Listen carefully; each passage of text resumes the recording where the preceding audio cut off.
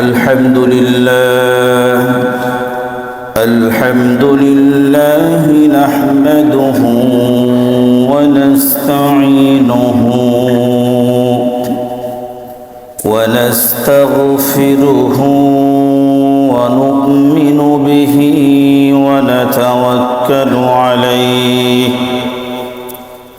ونعوذ بالله من شرور أنفسنا ومن سيئات أعمالنا من يهده الله فلا مضل له ومن يضلله فلا هادي له ونشهد أن لا إله إلا الله وحده لا شريك له ونشهد أن سيدنا وحبيبنا ومولانا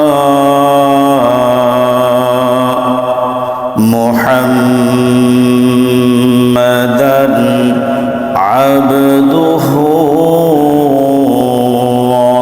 ورسوله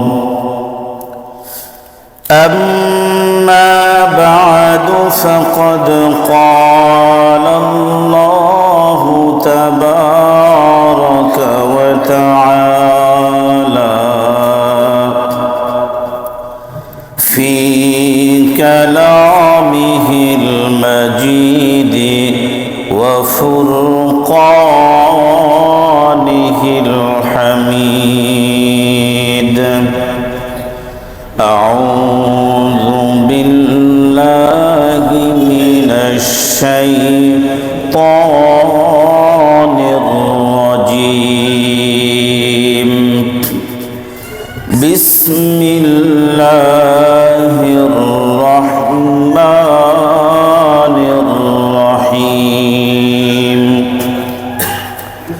يا أيها الذين آمنوا اتقوا الله حق تقاته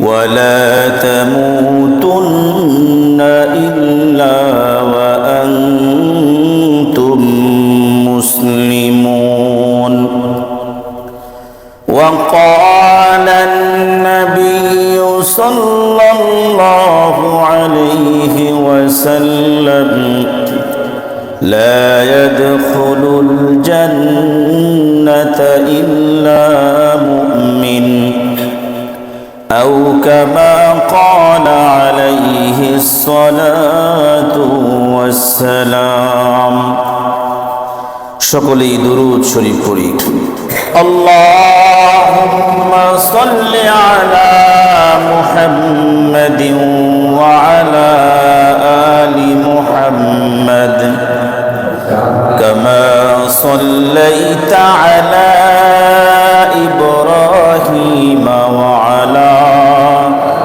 আলি ইব্রাহিম ইন্নাকা হামিদুম مجيد اللهم بارك على محمد وعلى آل محمد كما باركت على إبراهيم وعلى آل إبراهيم إنك حميد مجيد الحمد لله ثم الحمد لله আল্লাহ পাকের দরবারে অসংখ্য অগণিত শুকর এবং সুজুদ যে আল্লাহ রব্বুল আলামিন আমাদেরকে জুমার সালাত আদায় করার জন্য তার ঘর মসজিদে এসে বসার তৌফিক দান করেছেন এজন্য শুকরিয়া আদায় করি আলহামদুলিল্লাহ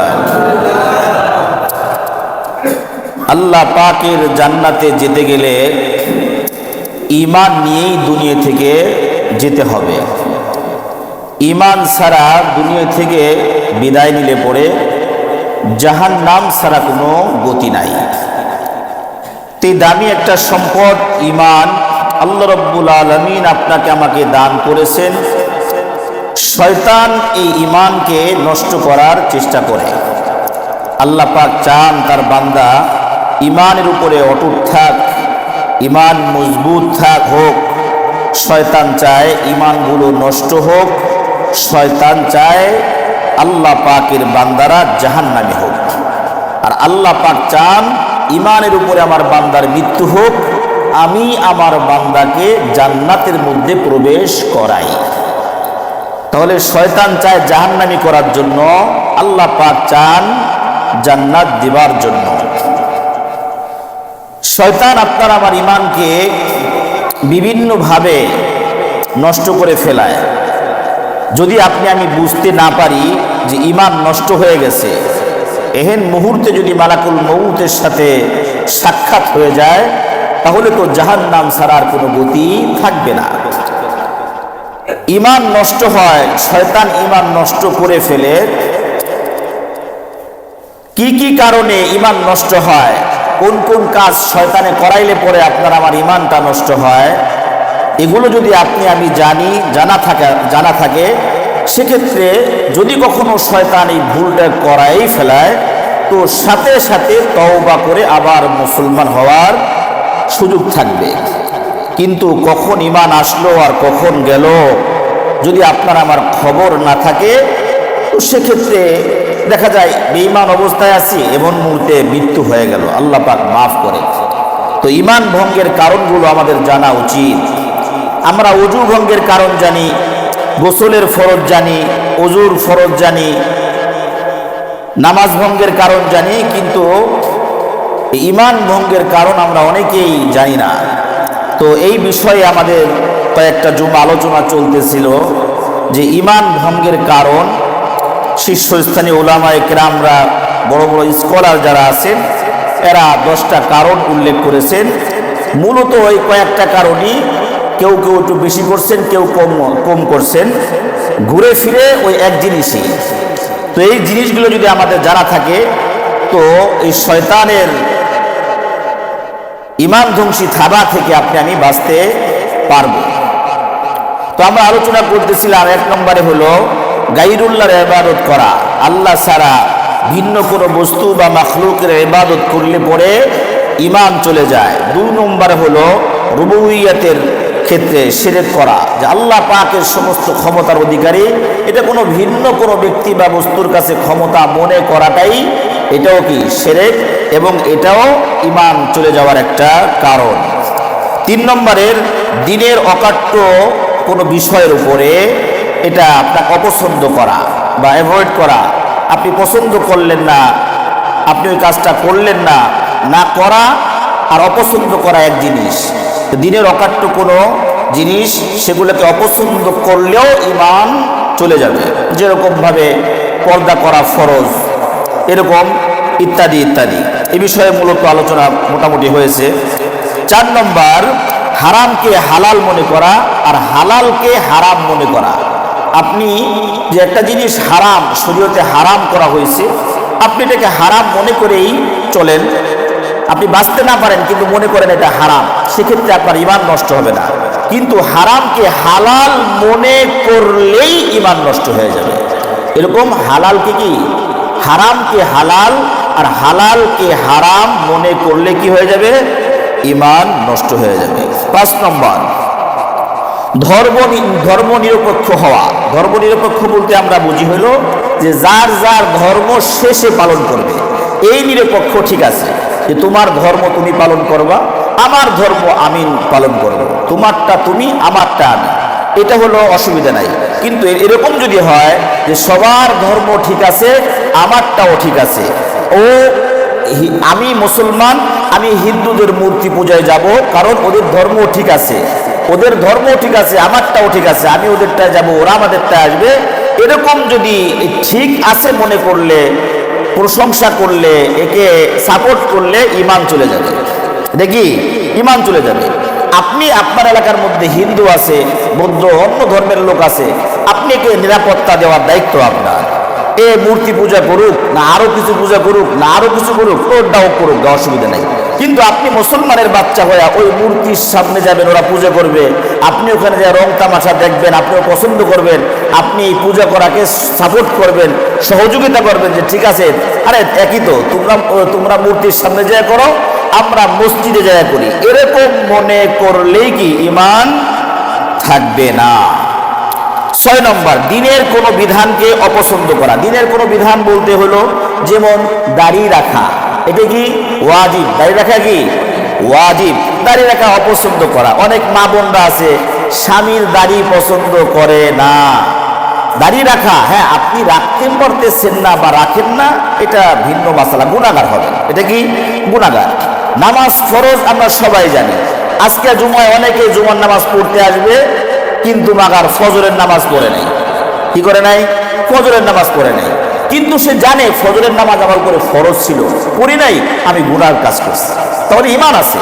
বাকি এরকম কোনো জিনিসকে অস্বীকার করলে, অপছন্দ করলে, দাঁড়িয়ে রাখা এটা না এখন তেল লেগে রাখবে, বা অন্যান্য বিধানগুলো অপছন্দ করলেও কি এটা ঈমান চলে যাবে। অথবা অপছন্দ করা, একটা বিদ্বেষ পোষণ করা, যেরকম ভাবে কুরবানি, তেল লেগে এত গরু ছাগল জবাই করে, এটা দরকার ছিল কি? এই যে মেয়েদেরকে 1 ভাগ, ছেলেদের 2 ভাগ, কেন কেন কেন বলার অধিকার আপনাকে আল্লাহ পাক দেন নাই। তুমি সদর অব্দি বোঝো আর না বোঝো, আল্লাহ থেকে বেশি বোঝো। আল্লাহ তো বুঝে শুনে এই কাজটা করছে। এই জন্য কোরআন সুন্নাহ, আল্লাহ পাকের বিধানকে অপছন্দ করা, যে আল্লাহ পাক বলছে কোরআনের আয়াত এটা, যে মেয়েরা পাবে এত, ছেলেরা পাবে এত, এখন তুমি যদি কারো সমান অধিকার মাগার, এই যে না কেন লেগে এটা করলো। অনেকে আছেন এরকম বলে যে ইসলামে সব ভাল লাগে, এইটা ভাল লাগে না, এইটা ভাল লাগে না কওয়া মাত্রই ঈমান চলে গেছে। এটা কওয়া মানে কি? সাথে সাথে ঈমান চলে গেছে। তোমার ভালো লাগুক চাই আর না লাগুক, তোমার এটা মানতে হবে। তুমি মানতে না পারলা, কিন্তু অপছন্দ করো না, অস্বীকার করো না। বুঝে আসছে ভাই? 7 নম্বর, আল্লাহ এবং রাসূল সাল্লাল্লাহু আলাইহি ওয়াসাল্লামকে নিয়ে ঠাট্টা বিদ্রূপ করা। আল্লাহ এবং রাসূলকে নিয়ে ঠাট্টা করা, যেরকম অমুসলিমরা করে ইত্যাদিদের সময়, বাংলাদেশের মধ্যে বিভিন্ন সময় এগুলো দেখা যায়। রাসূলকে নিয়ে ঠাট্টা করে, রাসূলের বিবিদেরকে নিয়ে ঠাট্টা করে, রাসূলের কোনো আমলকে নিয়ে ঠাট্টা করে, আল্লাহ পাককে নিয়ে ঠাট্টা করে। এই ঠাট্টা করা মাত্রই কি ঈমান চলে যাবে। 8 নম্বর, আল্লাহ ছাড়া কারো কাছে, এই 7 নম্বর পর্যন্ত আমাদের গত জুমা পর্যন্ত আলোচনা হয়েছিল এর আগে। 8 নম্বর থেকে আজকে মোটামুটি আলোচনা করবো ইনশাআল্লাহ। 8, 9, 10 তিনটা। 8 নম্বর, আল্লাহ ছাড়া কারো কাছে প্রার্থনা করা। আল্লাহ ছাড়া কারো কাছে কি প্রার্থনা করা। আপনি যেমন টাকা ধার চাওয়া, এটা তো অসুবিধা নাই, মানুষের কাছে থেকে কিছু চাওয়া, এটা ঠিক আছে। যেগুলো একমাত্র আল্লাহ পাকের হাতে, পাওয়ার কার হাতে? আল্লাহ পাকের হাতে। আল্লাহ পাক কোনো বান্দাকে দেন নাই এমন কোনো বিষয়, কোনো ব্যক্তি বা বস্তুর কাছে চাইলেই ঈমান চলে যাবে। ন্যাংটা বাবার দরবারে পড়ে আছে, কি লেগা? আমার বাচ্চা হয় না, না এই যে বাবা আমার একটা বাচ্চা দেও না, আরে ঈমান কিন্তু চলে গেছে, কি ঈমান থাকবে না। এমন কোন জিনিস যেগুলো আল্লাহ থেকেই নেওয়া হয়, আল্লাহ পাক ফয়সালা করেন, এমন কোন জিনিস কোন ব্যক্তি বা বস্তুর কাছে কি চাইলে ঈমান থাকবে না। খবরদার। অনেক সময় দেখা যায় বড় বড় বুজুর্গরা, আল্লাহর ওলি, এদের মাজারের গেলে আহা বন্ডের আকড়া, নামাজ নাই কালাম নাই, এরা নাকি বিভিন্ন বুড়ে করে জিকির করে, এই জিকির সেই জিকির, লতিফার জিকির, হাত গুনতেছে, তসবি অনেক গলার মধ্যে, নামাজ কালাম নাই, মাথার মধ্যে জট হয়ে গেছে। একটা পুরুষ একটা মহিলা বালেগা হয়ে গেলে গোসল ফরজ হয়ে যায়। তাই গোসল ফরজ না হইলে এই পুরুষের জন্য, গত জুমা তার আগে জুমায় বলছিলাম মাসালাটা, পরিপূর্ণ মাথার চুলগুলো ধৌত করা, ভিজতে হবে, না ভিজলে আপনার শরীর পবিত্র হবে না। এই বিশাল বড় বড় জট, কি তার কাছে ক্যারিট কি প্রায় 20 বছর গোসল করে না। কি সুন্দর একটা ইয়া পাইছে, 20 বছর গোসল করে না। এই বাবার কাছে গেলে বাবা আমাকে একটা সন্তান দান করবে, বাবা আমার ব্যবসা বাণিজ্য ভালো করবে, বাবা আমার হায়াতের মধ্যে বৃদ্ধি করবে, ইত্যাদি ইত্যাদি বিভিন্ন প্রকার এগুলা এই আকীদা পোষণ করলে পরে ঈমান চলে যাবে। বুজুর্গদের মাজারে যাওয়া গুনাহের কাজ না, জিয়ারতের জন্য যাওয়া যেতে পারে। এরা অনেক বড় আল্লাহর ওলি, যারা বুজুর্গ ছিলেন তারা আজকে দুনিয়াতে নাই, কিন্তু তার কাছে যে আপনি চাবেন কেন? তারা তো আল্লাহ থেকে নিয়ে বুজুর্গ হয়েছে, তারা তো আল্লাহর ইবাদত করে বুজুর্গ হয়েছে, তারা রাতের পর রাত সিজদায় পড়েছিল, এরপরে তারা বুজুর্গ হয়েছে, আল্লাহর ওলি হয়েছে। আপনি দরবারে যে গাঞ্জটি গোসাতে বসে বসে আপনি আল্লাহর কাছে যেগুলো চাওয়ার দরকার সেগুলো চাবেন, আর আপনি মনে করবেন ঈমান, খবরদার ঈমান চলে যাবে। এজন্য এরকম কোনো ব্যক্তি বা বস্তুর কাছে এরকম প্রার্থনা করলে ঈমান থাকবে না। 9 নম্বর, আল্লাহর আইনের বিপরীতে আইন করা। আল্লাহর আইনের বিপরীতে কি করা? আইন করা। আল্লাহর আইন, আল্লাহর বিধান, কোরআনের বিধান। এই জমিন কার? আল্লাহ পাকের জমিন। বিধান চলবে কার? আল্লাহ পাকের বিধান চলবে। আল্লাহ পাকের কোরআনের বিরোধী যদি কোনো ব্যক্তি আইন করে তার ঈমান চলে যাবে। আল্লাহর বিধানের বিপরীত কোনো আইন, সেটা অনেক কিছুই আছে। এই আইনগুলো যদি আল্লাহ পাকের কোরআনের বিরোধী হয়, আল্লাহ পাকের আইনের বিরোধী আইন যদি কোনো ব্যক্তি করে, সে যে মনে সে হোক না কেন, ঈমান থাকবে না। কি থাকবে না? ঈমান থাকবে না। 10 নম্বর, মুসলমানদের বিরুদ্ধে তাগুতকে সাহায্য করা। মুসলমানদের বিরুদ্ধে তাগুতকে সাহায্য করা। তাগুত মানে হলো অমুসলিম, শয়তানি যারা করে আর কি। মুসলমানদের বিরুদ্ধে, মুসলমানদের সাথে অন্য অমুসলিমের যুদ্ধ লেগে গেছে, আপনিও মুসলমান, আপনি তাকে সাপোর্ট করতেছেন, অস্ত্র দিচ্ছেন, ইত্যাদি ভাবে আপনি তাকে অর্থের সাহায্য, অস্ত্রের সাহায্য, সৈন্য দিয়ে সাহায্য করছেন, এই কাজটা করলেও কি ঈমান থাকবে না। শেষে দুটো যে বললাম, এটা যারা রাষ্ট্র পরিচালনা করবে, আইন করার ক্ষেত্রে তাদের একটু খেয়াল করার দরকার, যে আমি যে আইন করতেছি আমার ঈমান রাখবো। যদি রাখতে চাই তাহলে কোরআনের বিরোধী আইন করা যাবে না। এভাবে একটু চিন্তা ফিকির করে কি করতে হবে? আইন করতে হবে। আর যারা এক রাষ্ট্র, মুসলিম বাংলাদেশ, পাকিস্তান, আরো যত মুসলিম কান্ট্রিগুলো আছে, দেখা যায় কোন একটা অমুসলিম রাষ্ট্র মুসলিম রাষ্ট্রের উপরে আক্রমণ করলো বা যুদ্ধ লাইগা যাবে বা লাগতেছে, এহেন মুহূর্তে মুসলমান কোন রাষ্ট্র যদি মুসলমানরা যদি কোনো অমুসলিমকে সাহায্য করে, যেভাবেই হোক না কেন, সাহায্য করলে এটাও ঈমান নষ্ট হয়ে যাওয়ার একটা কারণ। এজন্য খেয়াল রাখতে হবে, কারণ আপনি ঈমানদার, আপনার আমার ঈমানের কিন্তু অনেক দাম, অমূল্য সম্পদ আল্লাহ পাক আপনাকে আমাকে দান করেছেন। পুরা বডিটাই তো আল্লাহ পাকের অমূল্য সম্পদ, পুরা বডিটাই। আল্লাহ পাকের কোন নিয়ামতকে আমি অস্বীকার করব? এই জন্য তো আল্লাহ রাব্বুল আলামিন সূরা রহমানের মধ্যে বলতেছেন যে যেই দুই জাতির পরকালে বিচার আচার হবে, যেই দুই জাতির পরকালে কি হবে? বিচার আচার হবে, জান্নাত জাহান্নামের ফয়সালা হবে, মিজানের পাল্লায় আমল নামা উঠানো হবে, ওই দুই জাতি তারা কে? মানুষ এবং জিন। আল্লাহ পাকের জন্য সূরা জারিয়াতের মধ্যে বলতেছেন, ওয়ামা খলাকাতুল জিন্না ওয়াল ইনসা ইল্লা লিয়াবুদুন, মানুষ এবং জিনকে বানাইছি একমাত্র আমার ইবাদত করার জন্য। সূরা রহমানের মধ্যে আল্লাহ রাব্বুল আলামিন বলেন, ফাবিআইয়ি আলাই রাব্বিকুমা তুকাজ্জিবান, ও মানুষ জাতি, ও জিন জাতি, তোমরা আমার কোন নিয়ামতকে অস্বীকার করবা? আল্লাহ পাক যে নিয়ামত দান করছেন, কোন নিয়ামতের অস্বীকার আমরা করব? কত নিয়ামত, আল্লাহু আকবার। একজনে যদি মনে করেন যে বর্তমানে সবচেয়ে দামি একটা গাড়ি, 5 কোটি টাকার গাড়ি আপনাকে বলে যে ভাই তোমাকে এই গাড়িটা গিফট দিব, তবে একটা বিনিময়। কি বিনিময়? তোমার একটা দুইটা চোখ আমাকে দিয়ে দাও, দিবেন? তাহলে বোঝা গেল কি 5 কোটি টাকার থেকে আপনার চোখের মূল্য আপনার কাছে বেশি। তাহলে আপনি তো কোটিপতি। আপনার যে আল্লাহ পাক যেগুলো দান করছেন, এগুলো তো অমূল্য সম্পদ, পাবেন কোথায়? আল্লাহ পাক ছাড়া। এই জন্য আল্লাহ পাক বলছেন, ফাবিআইয়ি আলাই রাব্বিকুমা তুকাজ্জিবান, বান্দা তুমি আমার কোন নিয়ামতের অস্বীকার করবা? তুমি তোমার দিকে তাকাও না, তুমি তোমার দিকে তাকাও, তুমি তোমার চোখের দিকে তাকাও, নাকের দিকে তাকাও। আহা, কি নিয়ামত আমি তোমাকে দান করছি, আর তুমি আমার থেকে গাফেল হয়ে গেলা। ইয়া আইয়ুহাল ইনসান মা গাররাকা বিরাব্বিকাল কারীম। বান্দা, এ মানুষ জাতি, আমি রব থেকে তোমাকে কোন বস্তু, কোন জিনিসে আমি রব থেকে তোমাকে গাফেল করে ফেলাইছি, আমার থেকে তোমাকে সরায় নিয়ে গেছে। অনেক মা আফসোস করে, অনেক মা কি আফসোস করে, আহা আমার সন্তানটা অমুক ব্যক্তি নিয়ে গেল। সে শ্বশুর বাড়ির ব্যক্তি কোনো নাম হোক অথবা অন্য কোনো ব্যক্তি, দেখা যায় সন্তান মায়ের না দেখে আর একজনে দেখাশোনা করে।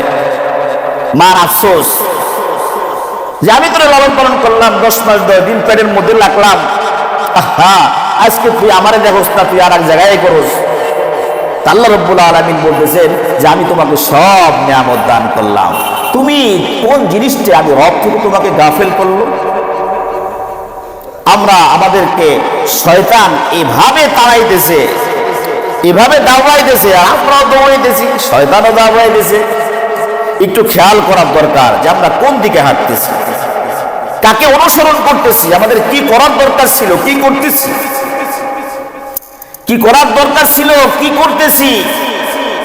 হাদিসে পাকের মধ্যে আছে, বান্দা নবী আলাইহিস সালাম বলেন যে আদম সন্তান, তোমার তো কোনো কিছুই নাই, খালি আমার আমার আমার, আমার গাড়ি, আমার জমিন, আমার এই, আমার সেই।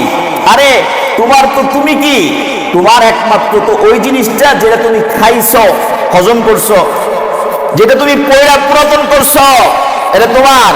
আর একটা হল সাদাকা, যেটা তুমি পরকালের জন্য পাঠাইছো, সদকা করছো, আল্লাহর রাস্তায় যেগুলো সদকা করছো, এই 3টা জিনিস একমাত্র তোমার, বাকি কোনো কিছুই তোমার না। যেটা খাইছো, যেটা পরিধান করে পুরাতন করছো, আর যেগুলো আল্লাহ পাকের রাস্তায় খরচ করছো, খাইছো আর পরিধান করছো, দুনিয়ার মধ্যে এটা শান্তি পাইছো, ভোগ করতে পারলা। আর পরকালের জন্য একমাত্র একটা জিনিস সাদাকা, আল্লাহ পাকের রাস্তায় যেগুলো সাদকা করছো, এগুলো হলো তোমার, আর কোনো কিছুই তোমার না। আমরা তো ভুলে যাই, আমরা আল্লাহকে ভুলে যাই। আল্লাহকে ভুলে বিভিন্ন সময় বিভিন্নভাবে আল্লাহ পাকের নাফরমানি করতে থাকি। আল্লাহ আমাদেরকে হেফাজত করেন। যেই 10টা জিনিস ঈমান ভঙ্গের কারণ আলোচনা করা হলো, এগুলো একটা আমরা খেয়াল রাখবো, নোট করে রাখবো। এগুলা রিসালা পাওয়া যায়, বই পাওয়া যায়, এগুলো একটা সঙ্গে রাখবো। বিবিকে এটা শিক্ষা দিব, সন্তানকেই শিক্ষা দিব যে এই কারণে কিন্তু ঈমান চলে যায়। এগুলো ইয়াদ রাখবা, মনে রাখবা, আপনি নিজেও মনে রাখবো। তাহলে শয়তান সহজে আমাদেরকে কায়েদ করতে পারবে না। আল্লাহ পাক আমাদেরকে বুঝবার তৌফিক দান করেন, সকলে বলি আমিন। আসতেছে আগামী, আজকে কয় তারিখ? 27 তারিখ, 31st নাইট আসতেছে। এমন একটা দিন আসতেছে 31st নাইট, আমরা মুসলমানরা তো পুরা উড়াধুরা প্রস্তুতি নিয়ে রাখছি। আসুক না খালি রাত 12টা বাজুক না, 31st নাইট আসলে পরে মাস্তি হবে। আরে এই কাজটা কারা শুরু করলো, কাদের কাজ, তারা কি নিয়তে এই কাজটা শুরু করলো? মুসলমান, আপনার আমার তো খবর নাই। ইহুদি নাসারা, এদের তো শয়তানে আর আলাদা করে ধরার কোনো দরকার নাই। দরকার আছে, মনে করেন রাস্তা দিয়ে হাঁটতেছেন, এক ব্যক্তি প্যান্টটা খুলে দাঁড়ায় দাঁড়ায় পেশাব করতেছে, আর এক ব্যক্তি একটু আবদাইল, কোনো গাছের আবদাইল বা কোনো দেওয়ালের আবদাইলে বসে টিস্যু নিয়ে পেশাব করতে বসছে। কোন তো দেখি শয়তান কারে ধরবো? যে বইসে করতেছে। কেন? কারণ ও সুন্নত তরিকায় করতেছে, পবিত্রতা অর্জন করার জন্য, নিজে পবিত্র থাকার জন্য, সেফ থাকার জন্য সে সুন্নত তরিকায়, রসুলের সুন্নাহ অনুযায়ী যেভাবে পেশাব করলে রসুলের সুন্নাত অনুযায়ী আমল হবে, রসুল খুশি হবে, আল্লাহ পাক খুশি হবে, এই জন্য সে ওইভাবে বসছে। শয়তান কি চায় রসুলের সুন্নাহ মোতাবেক করুক?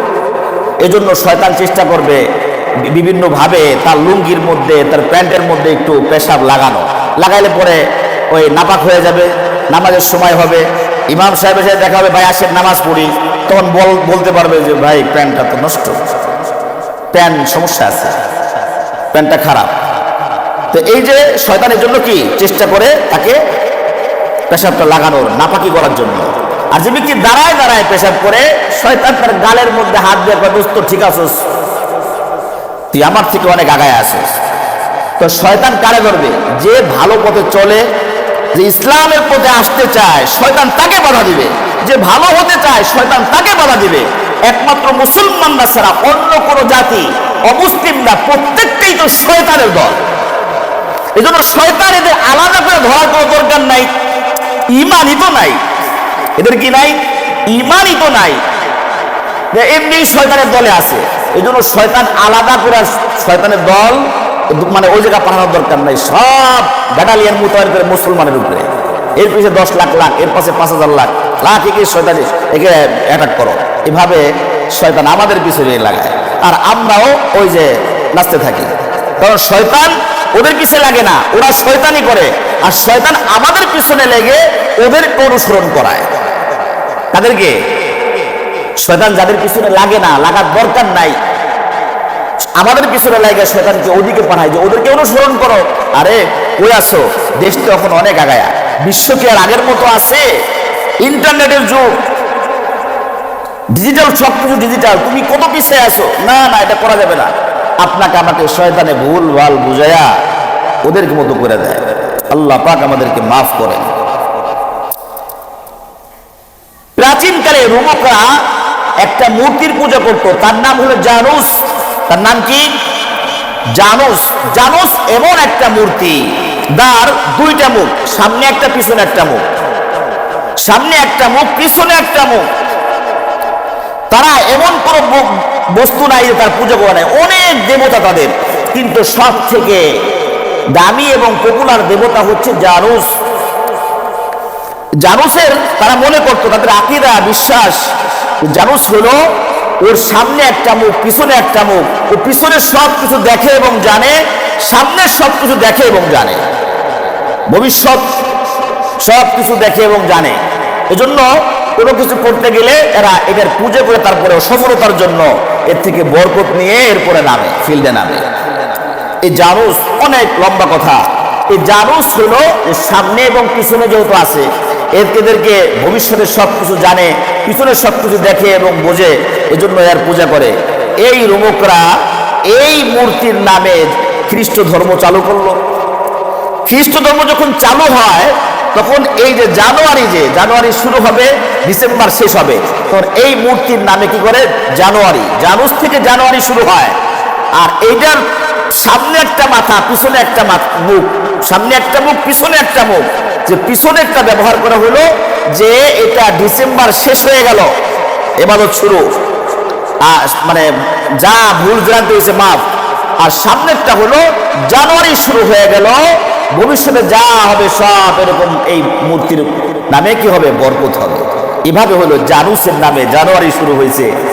আর ইহুদি, নাসারা, খ্রিস্টান, বৌদ্ধ যারা, অমুসলিম যারা আছে, তারা এই দিনকে এরকম উৎসব করে থাকে, বিভিন্ন প্রকারের গুনার সাথে তারা জড়িত থাকে, মানে গুনাহ করে তারা উৎসব পালন করে।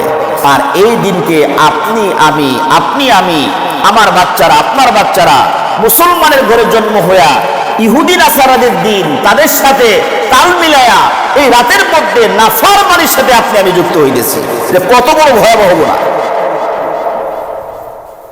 এটা আপনার আমার না, মুসলমানের জন্য 31st নাইট না। ইহুদি অমুসলিমরা তো একটা রাত পালন করে, এক নাইট। সারা বছরে 365 দিনের মধ্যে, এই ফ্যান দাও, 365 দিনের মধ্যে তারা একটা রাতের অপেক্ষায় থাকে, 364 দিন অপেক্ষা করে, এরপরে তাদের একটা রাত আসে। আর মুসলমানদের জন্য 365 দিনই হলো ইবাদতের রাত, আনন্দের রাত। অমুসলিমদের জন্য কয় রাত? এক রাত। তো আপনি মুসলমান, আপনার যখন এই রাত্রি যাপন করতে মনে চায়, রাত্রে আনন্দ ফুর্তি করতে মনে চায়, ইবাদত বন্দেগী করতে মনে চায়, আপনি উদযাপন করতে মনে চায়, তাহলে আপনি ওই অমুসলিমদের এই নাইটে আপনার যাওয়ার দরকার নাই। আল্লাহ পাক তো আপনাকে নাইট দিয়ে রাখছেন। কোরআনুল কারীমের মধ্যে স্বতন্ত্র একটা সূরা নাযিল হয়েছে একটা রাতের ব্যাপারে, একটা রাতের ব্যাপারে। ইন্না আনজালনাহু ফি লাইলাতিল কদর ওয়া মা আদরাকা মা লাইলাতুল কদর লাইলাতুল কদরি খায়রুম মিন আলফি শাহর তানাজ্জালুল মালাইকাতু ওয়ার রূহু ফিহা বিইذনি রাব্বিহিম মিন কুল্লি আমর সালামুন হিয়া হাত্তা মাতলাইল ফাজর। আল্লাহ পাক তো মুসলমানদের জন্য নাইট একটা দিয়ে দিয়েছেন, এমন একটা রাত হাজার মাসের থেকে উত্তম। অমুসলিমদের রাত শুরু হয়, নাইট শুরু হয় মানে কখন থেকে? 12টা থেকে।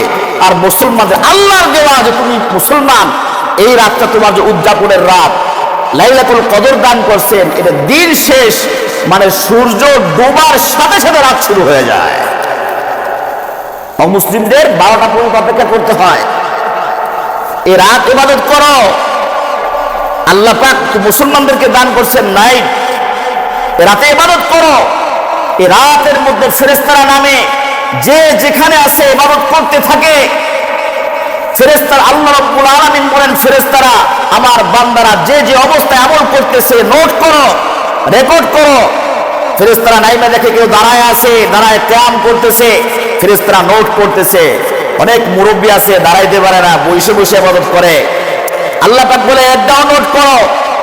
আবার কিছু কিছু বুড়া মানুষ মুরব্বী আছে, তারা বৈশাও ইবাদত করতে পারে না, শুয়ে আছে। আল্লাহ পাক বলে এদেরটাও লেখো, নোট করো। আবার আরো কিছু কিছু মানুষ আছে যারা একদম মানে নাক দিয়ে পাইপ লাগানো, মুখ দিয়ে পাইপ লাগানো, ডাক্তার একটা রেডি, সার্বক্ষণিক পর্যবেক্ষণ করতেছে, কিন্তু সেও কি মনে মনে ধীরে ধীরে আস্তাগফিরুল্লাহ বলতেছে, আল্লাহ আমারে মাফ করে দাও, দুরূদ শরীফ পড়তেছে, জিকির আজকার করতেছে। আল্লাহ রাব্বুল আলামিন বলেন, ও আমার ফেরেশতারা, আমার এই বান্দার নামটা ওই নোটের মধ্যে উঠায় নাও, উঠাও। কারণ আমার এই বান্দা এখন যদি এই অসুস্থ না হইতো, হাসপাতালের বেডে না থাকতো, এই বান্দাও আমার কুদরতি পায়ে সেজদায় পড়ে থাকতো। উঠাও, এর নামগুলো উঠাও। মেরা দোস্ত, আমরা মুসলমান, আল্লাহ রাব্বুল আলামিন আমাদেরকে লাইলাতুল কদর দান করছেন। সূরা ফজরের মধ্যে আছে আল্লাহ রাব্বুল আলামিন আরো 10টা রাত দান করছেন। জিলহজের প্রথম 10 রাত, 10 দিন মুসলমানদের উদযাপন করার দিন। জিলহজের প্রথম 10 দিনের মধ্যে 9টা দিন, যে একদিন রোজা রাখবে, 1 বছর রোজা রাখার আমলনামা, সওয়াব তার আমলনামায় উঠবে। রাতে ইবাদত করলে, লাইলাতুল কদরে ইবাদত করার সওয়াব তার আমলে লিখবে। 35 নিয়ে বসে আছো। আমরা মুসলমান, এটা আমাদের কাজ নয়। আমাদের কাজ হলো লাইলাতুল কদর খোঁজা, আমাদের কাজ হলো জিলহজের 10টা রাত খোঁজা, দিন খোঁজা। হাদিসের মধ্যে আসছে লাইলাতুল নিসফি মিন শাবান, আরেকটা রাত আছে বরাতের রাত, নিসফে শাবান, শাবান মাসের 14 তারিখ যে দিনগত রাত্রে যে রাতটা আসবে, আমরা লাইলাতুল বরাত, সবে বরাত বলতে আমরা যে রাতটা চিনি, এটাও একটা বরকতপূর্ণ রাত। এই 2টা রাতে ইবাদত করো, বাকিগুলোর মধ্যে ইবাদত করো। আর একটা আছে, কোনটা? আরো আছে 2 ঈদের 2 রাত, 2 ঈদের 2 রাত, এটাও অনেক বরকতপূর্ণ রাত। এই 2 রাতের ইবাদত যদি কোনো ব্যক্তি করে, 2 রাত ইবাদত করে, ঈদাইন, 2 ঈদের রাতে ইবাদত করলে পরে চাঁদ রাত যেটাকে বলা হয় রোজার মাসের, ইবাদত করলে আল্লাহ রাব্বুল আলামিন অন্তরকে জীবিত রাখেন, ইবাদতের মধ্যে মজা দিয়ে দেন, ইবাদত করতে মনে চায়। আচ্ছা, এরপরে সারা রাত তুমি পারলা না, তুমি সারা রাত ইবাদত বন্দি করবে না, তোমার রাত্রি যাপন করতে মন চায়, বান্দা তুমি এই রাতগুলোকে ইবাদত করো। এরপরও বাকি যেই কটা রাত থাকবে, এটা কয়েকটা রাত গেল, লাইলাতুল কদর, শবে বরাত, ঈদাইন এবং জিলহজের 10টা রাত গেল। আল্লাহ রাব্বুল আলামিন বলেন, ওয়া মিনাল লাইলি ফাতাহাজ্জাদ বিহি নাফিলাতান লাক। আল্লাহ রাব্বুল আলামিন বলেন, বান্দা রাতের পুরা রাত তোমার ইবাদত বন্দেগী করতে হবে না। রাত্রি যখন শুরু হবে, এশার নামাজ পড়ে তুমি ঘুমায় পড়ো, একটা সময় শেষ রাতে অল্প সময়ের জন্য তুমি ওঠো, অল্প সময়ের জন্য তুমি ওঠো, আমার কুদরতি পায়ের মধ্যে সিজদা লাগাও। ও বান্দা, তোমার যত চাহিদা আছে তুমি আমার কাছে চাও, আমি রব তোমাকে দিয়ে দিব। তুমি অসুস্থ, আমার কাছে সুস্থতার জন্য দোয়া চাও। ব্যবসার মধ্যে বরকত লাগবে, আমার কাছে চাও। ছেলে সন্তান হয় না, আমার কাছে চাও। বান্দা, তোমার কি কি দরকার আমি রবের কাছে চাও, আমি রব তোমাকে সব দিয়ে দিব। আমি রবের কাছে চাও। জানুসের কাছে তোমরা চাও না, এটা অমুসলিমদের কাজ। তারা এটাকে এমন দেবতা মনে করে, ভবিষ্যৎ এবং পিছনের যত কিছু আছে এর কল্যাণের জন্য জানুসকে তারা মানে। এই জানুসের ইবাদত তারা করে, এই জানুসের নামেই জানুয়ারি রাখছে। আর এই রাত্রেই তারা এরকম ভাবে বিভিন্ন ভাবে ওই দেবতার ইবাদত করে, আরো ইত্যাদি ইত্যাদি গুনার কাজ করে। তুমি মুসলমান, তুমি মুসলমানের সন্তান, তুমি এই রাতে যাইবা না, এই নাফরমানির কাজে তুমি জড়িত হইবা না। নবী করিম সাল্লাল্লাহু আলাইহি ওয়াসাল্লাম ইরশাদ করেন, মান তাশাব্বাহা বিকওমিন ফাহুয়া মিনহুম।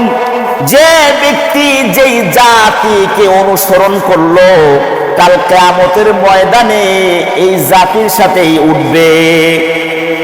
দুনিয়ার মধ্যে তুমি এই তাদের সাথে সাদৃশ্য রেখে কাজ করছো, মানে তুমি তাদের দলেরই অন্তর্ভুক্ত, তুমি তাদের দলেরই অন্তর্ভুক্ত। এই কাজটা, এই গুনার কাজটা তাদের, কিন্তু তুমি সাপোর্ট করছো, গেছো, আমলগুলো করছো, এগুলা তাহলে তুমি ওই দলেরই অন্তর্ভুক্ত হয়ে গেলা। আল মারউ মা মান আহাব্বা, যাকে মোহাব্বত করবা কাল কিয়ামতের ময়দানেই তার সাথে হাসর হইবে। তো ইহুদি নাসারাদের কৃষ্টি কালচার বলে আমাদের ধরা যাবে না, আমাদের ধরা যাবে না। আমরা মুসলমান, 31st নাইট আসতেছে, খবরদার, এটা উদযাপনের রাত, এটা আপনার আমার জন্য নয়, এটা আপনার আমার জন্য নয়। তারা যেই নিয়তে, তাদের যেই বিশ্বাসে তারা করে, তারা করুক, আপনি করেন না, আপনি আমি করব না। আপনার আমার যা কিছু দরকার আছে এই রাতে তারা ইবাদত করে তাদের দেবতার কাছে, জানুসের কাছে চায় যে জানুয়ারি শুরু, তোমার নামে শুরু করছি, একেবারে ডিসেম্বর পর্যন্ত যত কল্যাণ আছে সব দান করো। কিন্তু আমরা কার কাছে চাই? আমরা আল্লাহ পাকের কাছে চাই। চাওয়ার জন্য আল্লাহ পাক বলেছে, ওমিনাল লাইলি ফাতাহাজ্জার বিহি নাফিলাতান লাক। ওমিনাল লাইল, রাতের কিছু অংশ, রাতের কিছু অংশ, বান্দা রাতের কিছু অংশ তুই ওঠো, আমার কাছে চাও, তোমার যা লাগবে আমি দিয়ে দেব। চাইতেই থাকা, আল্লাহ পাকের কাছে চাইতেই থাকা, আল্লাহ পাকের কাছে চাইতেই থাকা, চাইতে চাইতে চাইতে আল্লাহ রাব্বুল আলামিন এক সময় আপনাকে দিয়েই দিবেন। চাবো কার কাছে ভাই? আল্লাহর কাছে চাবো, আল্লাহর কাছে চাইতে হবে। এই জন্য 31st নাইট আসতেছে, আমরা সবাই সতর্ক থাকবো। আমাদের বাচ্চা কাচ্চারা যেন কোনো গুনাহের কাজে জড়িত না হয়, মানুষকে যেন কষ্ট না দেয়, বিভিন্ন ভাবে যেন একটু সতর্ক যদি থাকি তাহলে সম্ভব। অন্যথায় মেয়ে ছেলে, বালেক বালেগা, ছোট বড় ইত্যাদি ইত্যাদি বিভিন্ন প্রকারের নাফরমানির খবর সংবাদের কাগজে আসে। এর জন্য আমরা সতর্ক থাকব, আমাদের বাচ্চাদেরকে সেভ করার চেষ্টা করব, আর বাকি আল্লাহ পাকের কাছে দোয়া করব, আল্লাহ পাকের কাছে কান্নাকাটি করব। আমাদের মুসলমানদের নাইট একটা না, আমাদের সারাটা বছর 365 নাইটে হলো মুসলমানদের আল্লাহ পাকের ঘোষণা, শেষ রাতে ওঠো, আমার কাছে চাও, আমি সব দিব। এই জন্য কল্যাণের জন্য অকল্যাণ কে দেয়? কল্যাণ আল্লাহ পাক দান করেন, অকল্যাণও কে দান করেন? আল্লাহ পাকই দান করেন। এই জন্য তার কাছেই চাইতে হবে, তাছাড়া অন্য কোনো ব্যবস্থা নাই। মেরা দোস্ত, গত 2-3 জুমা আলোচনা হলো ঈমান ভঙ্গের কারণ 10টা। এই 10টা কারণ আমরা ছোট ছোট রিসালা পাওয়া যায়, আমরা এগুলো কিনা সংরক্ষণ করব, এগুলো নিজে একটু মুখস্থ রাখবো, বাচ্চা কাচ্চাকে শিক্ষা দিব, স্ত্রীকে শিখাবো, ঘরকে আমলি পরিবেশ করে ফেলাই, নিজে আমলের উপরে একটু উঠি। উপায় নাই, উপায় নাই। মালাকুল মউত কিন্তু আপনার আমার সাথে সাক্ষাৎ করবে। তওবা করি, ইস্তিগফার পাঠ করি। আল্লাহ রাব্বুল আলামিনের ঘোষণা, বান্দা তওবা করো। তওবাকারীকে আল্লাহ রাব্বুল আলামিন পছন্দ করেন, তওবাকারীকে আল্লাহ পাক পছন্দ করেন। ভুল হয়ে গেছে, মানুষ ভুল হবেই, গুনাহ ছোট বড় হয়ে গেছে, হোক হয়েছে, হয়ে যাক, ভবিষ্যতে আর না হোক। এখনই ঘুরে ফিরে আসি, এখনই ফিরে আসি, আল্লাহ পাকের দিকে ফিরে আসি। আর যেগুলা খাইছি, একটা হাদিস বলছি, যেগুলা নিজে ভক্ষণ করছি, কাপড় চোপড় পরিধান করছি, দান দক্ষিণা করছি, এগুলো ছাড়া বাকি সব কিন্তু পরের, এগুলোই একমাত্র আপনার আমার। এজন্য একটু খেয়াল রাখা, মসজিদ মাদ্রাসায় দান সৎকার করা, গরিব মিসকিনদেরকে দান সৎকার করা, সন্তানদের পিছনে টাকা ব্যয় করা, বিবির পিছনে টাকা ব্যয় করা, পিতা মাতার পিছনে টাকা ব্যয় করা, এদের পিছনে টাকা ব্যয় করাটাও সদকা। আমরা শুধু মনে করি কি মসজিদের মধ্যে যদি 100 টাকা দেয় এই সৎকার না, বোর জন্য আইসক্রিম কিনে নিয়ে গেলেও সৎকার হয়। ঘরে যে টিস্যু পেপার লাগে, টিস্যু পেপার এটা কিনলেও কি সৎকার সব হয়। বউরের মুখে, স্ত্রীর মুখে লুকমা তুলে দিলেও কি সৎকার সব হয়। পিতামাতাকে অসুস্থ চিকিৎসার জন্য টাকা পয়সা দিলে এটাও সৎকার। এবং কি পিতামাতার দিকে তাকাইলেও কি নেকি হয়। কি হয়? নেকি হয়। একমাত্র এই তিনটা জিনিসের দিকে তাকাইলে নেকি পাওয়া যায়। এক নম্বরেও কি আল্লাহ রাব্বুল আলামিনের কাবা ঘর, কাবার দিকে তাকাইলেই নেকি পাওয়া যায়। কোরআনুল কারীমের দিকে তাকাইলেই নেকি পাওয়া যায়। পিতামাতার দিকে নেক নজরে তাকাইলেই নেকি পাওয়া যায়। নেক নজর লাগবে। রাগ করে গালি দিয়ে তাকাইলে কিন্তু আমার সব আশা করেন না, খবরদার। অনেক আছে পিতামাতার সাথে খুব খারাপ ব্যবহার করে, রাগ করে চোখ গরম করে তাকায়, আর যদি তখন নিয়ত করে আরে তাকালেই তো সব হবে, এই তাকানো কি সব হবে? হায় হায়, উল্টা বুঝি সমস্যা। এই জন্য পিতামাতার পিছনে কি খরচ করা, এটাও সৎকা। সন্তানের পিছনে খরচ করা সৎকা, স্ত্রীর পিছনে খরচ করা সৎকা, শ্বশুর শাশুড়ির পিছনে খরচ করা সৎকা, বন্ধু বান্ধব এবং গরিব অসহায় মসজিদ মাদ্রাসা যেখানে আপনি আমি দান করে বলে কি সব সাদাকা। আল্লাহ রাব্বুল আলামিন আমাদের সকলকে বুঝে আমল করার তৌফিক দান করেন। সকলেই বলি আমিন। ওয়া আখিরু দাওয়ানা আলহামদুলিল্লাহি রাব্বিল আলামিন। যা সুন্নাত